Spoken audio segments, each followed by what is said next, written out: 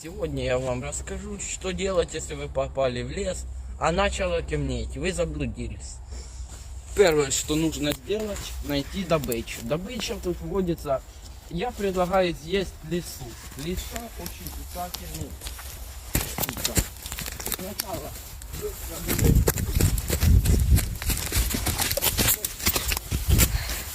ищем волкобой, ищем лису и вот так вот потом ее.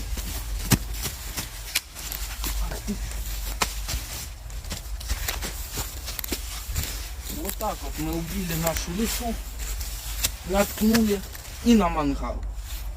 До завтра.